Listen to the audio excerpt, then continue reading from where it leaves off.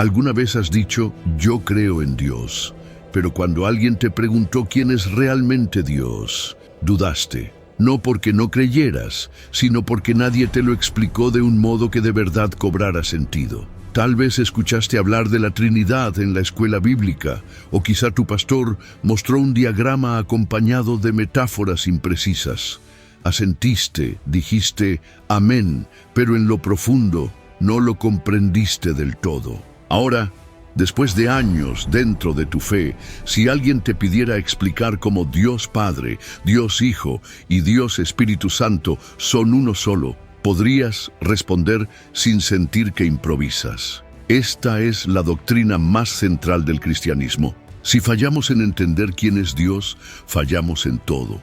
La cruz, la salvación, la oración, la adoración, la relación misma. Todo comienza con la verdadera identidad de Dios. Si para ti la Trinidad sigue siendo un misterio que evitas o un rompecabezas teológico que nunca lograste armar, este mensaje es para ti. Aquí no esquivaremos lo difícil ni reduciremos el misterio. Vamos a sumergirnos en la verdad que hace posible tu salvación y da sentido profundo a tu adoración. Al final, tu fe no solo será más fuerte, sino más nítida. Un solo Dios, tres personas, misterio eterno, explicado como nunca antes. Y esta no era una simple teoría para la iglesia primitiva.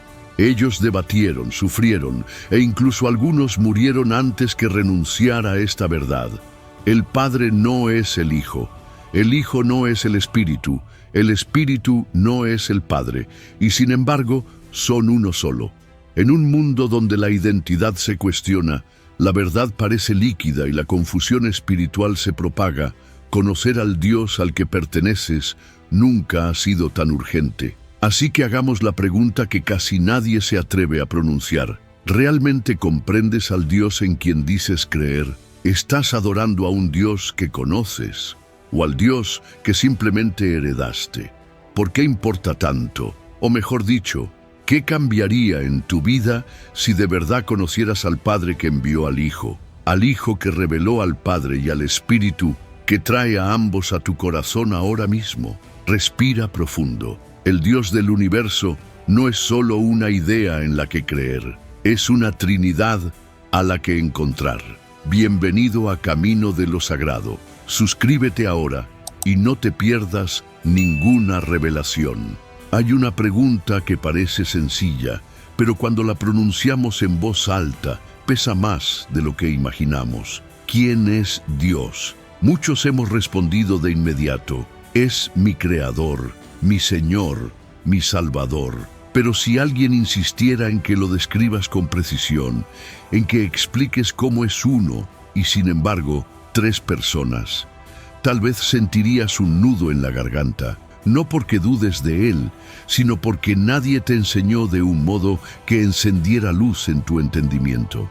A lo largo de los siglos, hombres y mujeres han pronunciado con firmeza: creo en Dios Padre, en su Hijo Jesucristo y en el Espíritu Santo. Sin embargo, para muchos, estas palabras se han vuelto una fórmula repetida más que una convicción comprendida. El misterio de la Trinidad parece tan alto que preferimos dejarlo en un rincón de la fe, sin tocarlo. Pero si la identidad de Dios es el fundamento de todo, evitar este misterio es como construir sobre arena. Jesús dijo: y esta es la vida eterna, que te conozcan a ti, el único Dios verdadero, y a Jesucristo, a quien has enviado. Juan 17:3. Conocer a Dios no es opcional, es el corazón mismo de la vida eterna. Imagina que tu fe fuera un tapiz. Cada hilo es una verdad bíblica. La comprensión de la Trinidad no es un hilo cualquiera, es el patrón entero que da sentido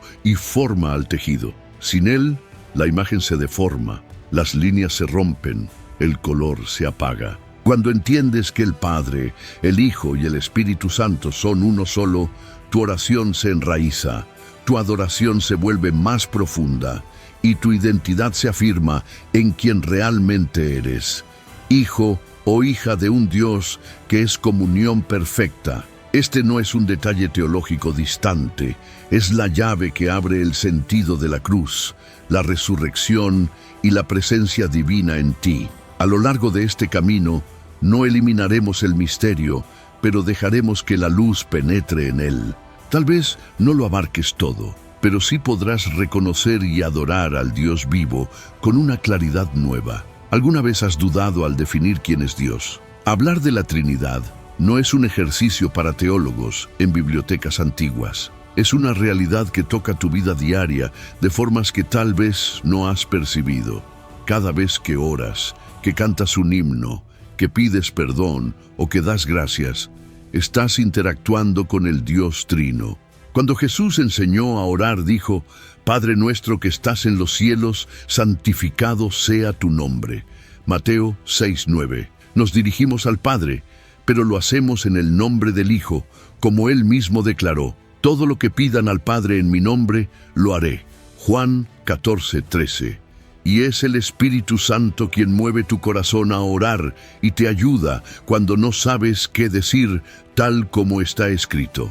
El Espíritu mismo intercede por nosotros con gemidos indecibles. Romanos 8:26. Esto significa que tu oración no es un monólogo solitario al cielo, sino una participación en la comunión eterna del Padre, del Hijo y del Espíritu. Entender esto transforma la manera en que te acercas a Dios, ya no como un desconocido lejano, sino como aquel que te ha invitado a entrar en su propio diálogo eterno de amor.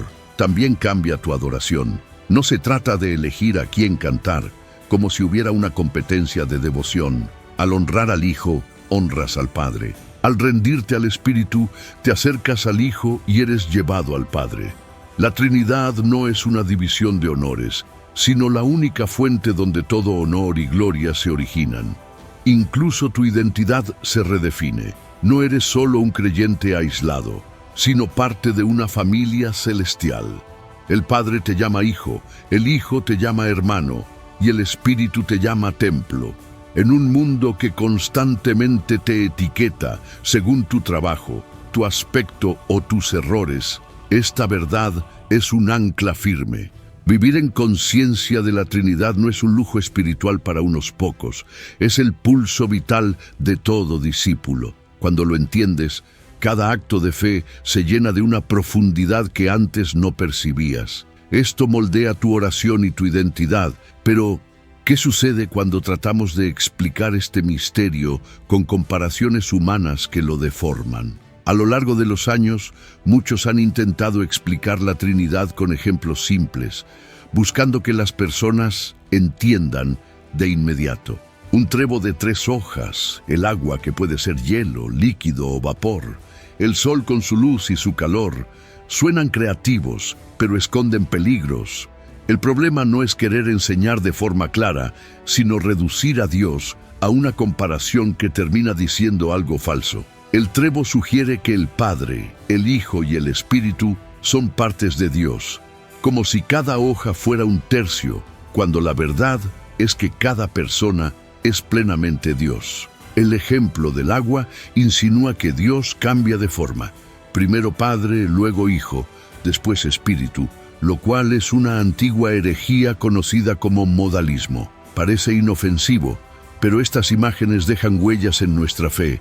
Si piensas que Dios cambia de traje según la ocasión, ¿cómo confiarías en su eternidad e inmutabilidad? Si crees que el Hijo es solo un fragmento de lo divino, ¿cómo podrías entender la fuerza de sus palabras? El que me ha visto a mí, ha visto al Padre. Juan 14:9. Además, las analogías simplistas nos hacen creer que podemos encerrar el misterio de Dios en una fórmula perfecta, y al hacerlo, reducimos la reverencia y el asombro que Él merece. La Escritura nos advierte: ¿a quién pues compararéis a Dios, o qué imagen le compondréis? Isaías 40:18. Ninguna imagen humana puede abarcarlo plenamente. Esto no significa que no podamos usar ilustraciones, pero deben servir para señalar el misterio, no para sustituirlo.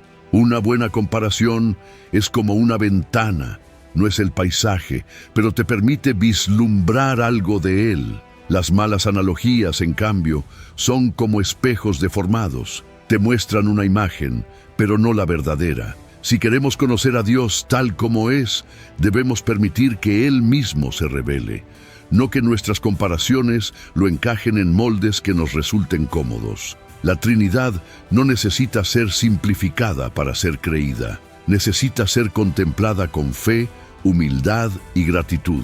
Clover, hielo, vapor, suenan ingeniosos, pero ¿qué sucede cuando esas imágenes desvían tu mirada del Dios vivo y verdadero? En los primeros siglos del cristianismo, la comprensión de la Trinidad no era un tema secundario, era una cuestión de vida o muerte espiritual. Surgieron herejías que negaban la plena divinidad de Jesús o la persona del Espíritu Santo. El arrianismo, por ejemplo, enseñaba que el Hijo era una criatura elevada, pero no eterno como el Padre. El modalismo, por otro lado, afirmaba que Dios era una sola persona que se manifestaba de distintas maneras, negando la comunión eterna entre el Padre, el Hijo y el Espíritu. Para enfrentar estos errores, la Iglesia se reunió en grandes concilios. En el año 325, el Concilio de Nicea afirmó con firmeza que el Hijo es Dios de Dios, luz de luz, Dios verdadero de Dios verdadero, engendrado, no creado, de la misma sustancia que el Padre. No era una frase poética, era una declaración contra la idea de que Jesús fuera un ser inferior. Décadas después, en el Concilio de Constantinopla, 381, se proclamó con igual claridad la divinidad y personalidad del Espíritu Santo. El Señor y dador de vida, que procede del Padre, que con el Padre y el Hijo recibe una misma adoración y gloria. Con esto, se cerraba la puerta a los que lo reducían a una fuerza impersonal. Estas no fueron discusiones frías. Hubo obispos desterrados, cristianos perseguidos y mártires que prefirieron perderlo todo antes que traicionar esta verdad. No se trataba de un debate académico. Estaba en juego quién es Dios y, por lo tanto, quién es el Salvador en quien ponemos nuestra fe. La fidelidad de estos creyentes antiguos nos recuerda que nuestra fe de hoy descansa sobre cimientos que otros construyeron con lágrimas y sangre. Ellos entendieron que si cambiamos la identidad de Dios, cambiamos el Evangelio mismo. Como dice la Escritura, si alguno os predica un evangelio diferente del que habéis recibido, sea anatema. Gálatas 1:9. La próxima vez que pronuncies en el nombre del Padre, del Hijo y del Espíritu Santo, recuerda que esas palabras fueron defendidas en campos de batalla teológicos y selladas con el testimonio de mártires, muertes y disputas. ¿Por qué estarían dispuestos a tanto si no fuera porque esta verdad lo es todo? Desde el principio, Dios se ha revelado como Padre, no solo como creador de todo lo visible y lo invisible, sino como aquel que nos llama hijos por pura gracia. La Escritura declara: mirad cuál amor nos ha dado el Padre para que seamos llamados hijos de Dios, y lo somos. 1 Juan 3:1. Esta no es una metáfora poética, es una realidad espiritual que transforma nuestra identidad. El Padre no es una figura distante que observa desde el cielo. Es Él quien tomó la iniciativa para buscarnos cuando estábamos lejos. Fue Él quien envió al Hijo para redimirnos, como está escrito. Porque de tal manera amó Dios al mundo, que ha dado a su Hijo unigénito, para que todo aquel que en Él cree no se pierda, mas tenga vida eterna. Juan 3:16. En la Trinidad, el amor comienza en el corazón del Padre y fluye hacia nosotros. Cuando entendemos la paternidad de Dios, la oración deja de ser un trámite religioso y se convierte en un encuentro íntimo. Decir Padre Nuestro significa acercarse con confianza, sabiendo que quien nos escucha no es un juez implacable, sino un Padre que nos ama y nos recibe. Como Jesús enseñó: si vosotros, siendo malos, sabéis dar buenas dádivas a vuestros hijos, ¿cuánto más vuestro Padre que está en los cielos dará buenas cosas a los que le pidan? Mateo 7:11. Este amor paternal no nos hace pasivos, sino hijos activos en la obra de la familia de Dios. El Padre nos da un lugar en su plan, nos confía dones y nos llama a reflejar su carácter en un mundo que vive huérfano de su presencia. No es un título vacío, es una relación que define cómo vivimos y cómo tratamos a los demás. Saber que somos hijos del Padre Eterno es el antídoto contra la inseguridad espiritual. No necesitamos mendigar aprobación ni vivir comparándonos. Somos herederos de un reino que no se corrompe. Y esa herencia comienza ahora en la comunión diaria con Él. Él te creó por amor y te llama hijo. Pero ¿qué significa que ese mismo amor se haya encarnado para caminar entre nosotros? En el centro del misterio trinitario está Jesucristo, el Hijo eterno del Padre, que no vino como mensajero externo, sino como la presencia misma de Dios en la carne. Y aquel Verbo fue hecho carne y habitó entre nosotros, lleno de gracia y de verdad. Juan 1:14. En Él lo invisible se volvió visible, lo eterno entró en el tiempo y lo infinito se dejó tocar por manos humanas. La encarnación no fue un plan improvisado. Desde antes de la creación, el Hijo estaba junto al Padre, como declara la Escritura. En el principio era el Verbo, y el Verbo era con Dios, y el Verbo era Dios. Juan 1:1. Él no empezó a existir en Belén, simplemente asumió nuestra humanidad para revelarnos plenamente quién es Dios y abrir el camino de regreso a Él. Como mediador, Jesús no actúa solo como puente entre dos partes distantes.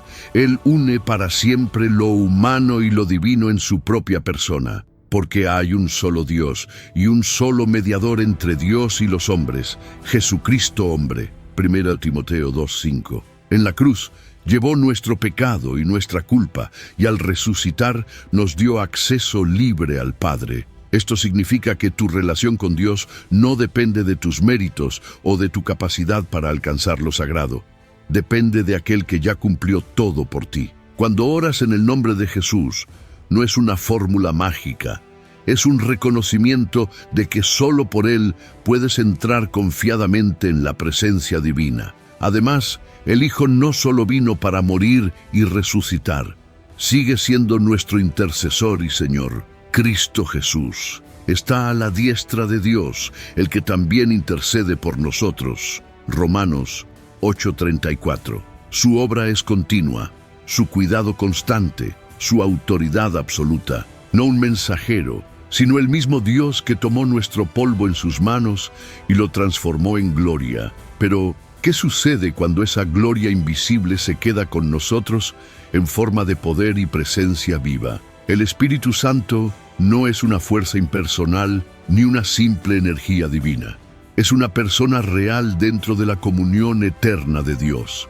Jesús prometió su venida diciendo: «Y yo rogaré al Padre, y os dará otro Consolador, para que esté con vosotros para siempre». Juan 14:16. Esa palabra «otro» significa que Él es distinto del Hijo, pero de la misma naturaleza divina. Desde el momento en que crees, el Espíritu viene a habitar en ti. ¿No sabéis que sois templo de Dios y que el Espíritu de Dios mora en vosotros? 1 Corintios 3:16. Esto significa que no caminas solo, llevas en ti la presencia misma del Dios que habló y creó los cielos. El Espíritu es quien te recuerda la verdad cuando el mundo grita mentiras, quien fortalece tu fe cuando el corazón desfallece, quien transforma tus deseos para alinearlos con el reino. Él no es un visitante ocasional, sino el habitante permanente que sella tu pertenencia a Dios. También es poder para testificar y vivir la fe. Jesús dijo: «Pero recibiréis poder cuando haya venido sobre vosotros el Espíritu Santo, y me seréis testigos». Hechos 1:8. No se trata de fuerza humana, sino de la misma potencia que levantó a Cristo de los muertos, obrando en ti. En tu vida diaria, el Espíritu te guía de formas que a veces son suaves como un susurro y otras tan claras como una convicción profunda. Él produce fruto en ti: amor, gozo, paz, paciencia, benignidad, bondad, fe, mansedumbre y templanza. Estos no son rasgos que desarrollas por disciplina propia, sino evidencias de su vida en ti. Negar o minimizar al Espíritu es como tener un manantial en casa y vivir sediento. Él está para darte vida, dirección y poder, no solo para inspirarte en momentos especiales. Él transforma, no es solo vibración, pero ¿cómo vivir cada día en la plenitud de la comunión con el Padre, el Hijo y el Espíritu? Vivir en comunión con el Padre, el Hijo y el Espíritu no es un concepto abstracto, es una experiencia que transforma cada momento. Significa orar al Padre con la certeza de que te escucha como hijo amado. Significa caminar con el Hijo como Señor y amigo que nunca abandona. Significa dejarte guiar por el Espíritu que ilumina, fortalece y consuela.